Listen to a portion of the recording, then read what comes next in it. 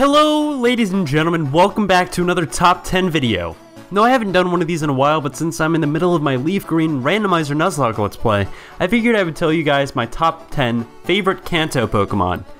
Now, as a bit of a warning, I just wanted to say that all of the Pokemon on this list are my favorites, and all of the Pokemon I choose will be in their final evolved forms.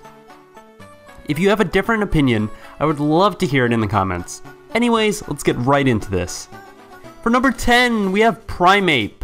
Now, Primeape is a weird one, and that's part of the reason why I like him. For starters, he's the pig-monkey Pokemon. How freaking weird is that? If Ganon was a Pokemon, I'm sure he'd be a Primeape, or, you know, an Emboar or something. Either way, he's the earliest fighting type you can catch, and that makes him very helpful for the first gym if you choose a Charmander. I think I like him so much because, as a kid, I had so many VHS tapes of the original season of the Pokemon anime, and in all honesty, I would probably watch them over and over again daily, and on any TV I could find in the house. My brother and I probably went through all of them weekly, and then when we finished, we'd take a day to watch Bob the Builder or something, I don't know. Anyway, in the anime, there was an episode where a Primeape took Ash's hat, and I always really liked that episode for whatever reason. Maybe it's because of the weird localization where rice cakes turn into donuts or something.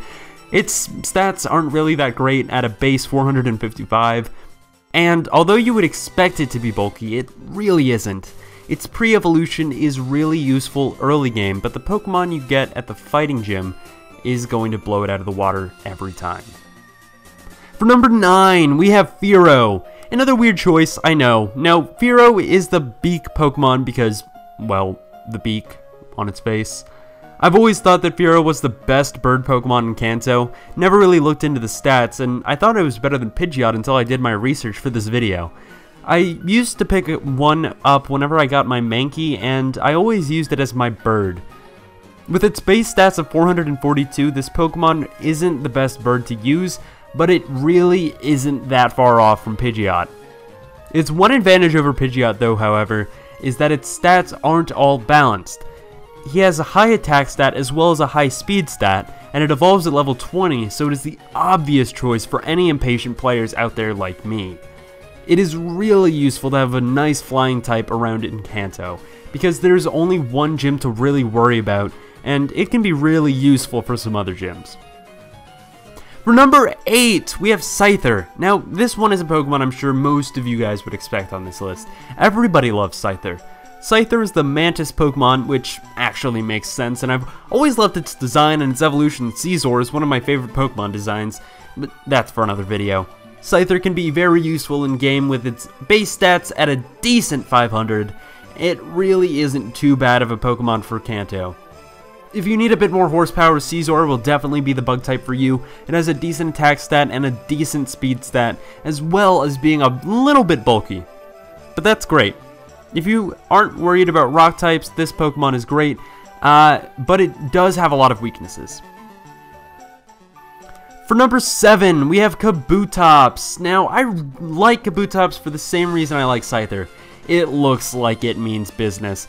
Kabutops is the shellfish Pokemon, and it always is my pick for the fossil Pokemon in Kanto. I really do like this Pokemon more than Amistar, and no matter how much people love Twitch Plays Pokemon, Kabutops is definitely my favorite. Its base stats of 495 are, once again, good enough for Kanto, but in the later games, it's not going to hold up too well. Its attack stat is great as well as its defense, but it has a bit of a weak special defense stat which can be very detrimental, and it has a quad effective weakness to grass, which is not good because of its low special defense stat. I really like this Pokemon because as a kid, I would go to the Chesapeake Bay a lot over the summer, and there we would always find these horseshoe crabs that would wash up on the beach where we went. You know, until a giant toxic dump happened, and we stopped going there, and all the life in the Chesapeake Bay either mutated or died. Okay, that's a bit dramatic, but it definitely wasn't good. For number 6, we have Arcanine. Arcanine is the legendary Pokemon, and it really is useful. He has a base stat total of 555, which is really good, but not quite legendary status. His design is pretty nice, you know, it's a big dog, how could you go wrong there? It doesn't learn any moves by level up, so you're either going to need to get the moves as a Growlithe or go for some TMs. He evolves with a Firestone, so it wouldn't really be a problem going and trying to get him for a Growlithe. You can catch a Growlithe right before the Grass-type gym, so it really is helpful if your team can't counter Grass yet. It still holds up today, stat-wise, but how its stats are divided are not too great. The Pokemon has little to no priority to attack or special attack, so EV training can be a hassle. But it is a speedy dog, and it's a fire type I go for every time when I play Kanto games. For number 5, we have Gyarados. Gyarados is the atrocious Pokemon, which I feel is a little rude considering that it actually isn't that bad.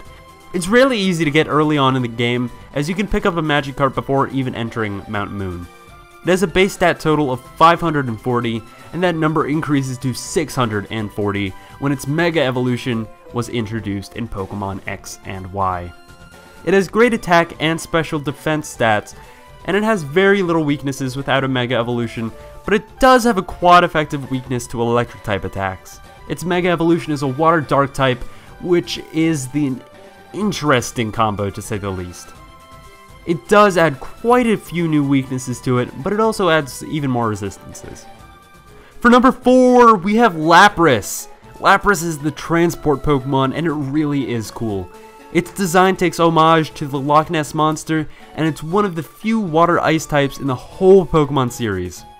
It was brought back during X and Y, and if you teach it Surf, you can actually ride it instead of the boring black blob that has been in every Pokemon game for the last however many years. It has a total base stat value of 535, and it is very bulky with its high HP stat. He is definitely something to pick up while you're in Saffron City if you don't have a water type yet. For number 3, we have Eevee. Eevee is the evolution Pokemon, which makes sense considering that it has so many evolutions.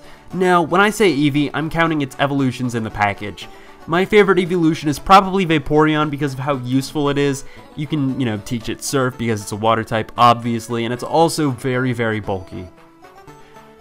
But I really do enjoy getting my Eevee in every game that I play, and Eevee gets a new evolution or two every couple of games, which I think is really, really neat.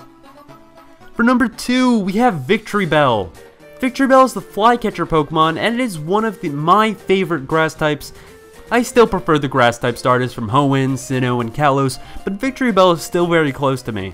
I've never really realized how good Victreebel can be until I played Heart Gold for the first time a year and a half ago. I had just taken a break from Pokemon for about 3 years, and Bellsprout was the first grass type Pokemon that I saw, so I caught it. Its base stats don't really hold up too well, but it doesn't have much priority between attack and special attack, but its base stats of 490 make it very powerful and useful, as long as you can find a Leaf Stone. It does learn some great physical grass moves, as well as some great special attack moves, and that's partially why its attacks are split. It is also a very powerful grass type, and its design is great too. And for the number 1 spot, we have Blastoise. Blastoise is the shellfish Pokemon, just like Kabutops. Okay, that doesn't make much sense. Shouldn't it be like the turtle tank Pokemon or something? I don't know. But Squirtle is normally my pick for my starter in Kanto. And even in my first playthrough in Kalos, I chose Blastoise as my Kanto starter.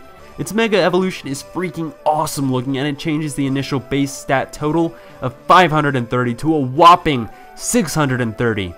It has extraordinary defenses, as well as decent attack and special attack stats. Its Mega has the highest special attack stat of any non-legendary Pokemon, and its Mega's ability, Mega Launcher, boosts move like Water Pulse and Aura Sphere by 50%, making it a competitive powerhouse and a special attacking beast. So there are my 10 favorite Pokemon introduced in Kanto. I really hope you enjoyed my list. If you did, I would really appreciate it if you dropped a like and gave me some feedback on how you felt about this video in the comments down below. Don't forget to tell me your 10 favorite Kanto Pokemon as well, and don't forget to subscribe to watch my Pokemon Let's Plays as well as any other games that I may be playing in the future, as well as possible top 10s coming up in the future as well. Please follow me on Twitter at TheGamingGoatHD. Thank you all for watching, and as always, have a great day.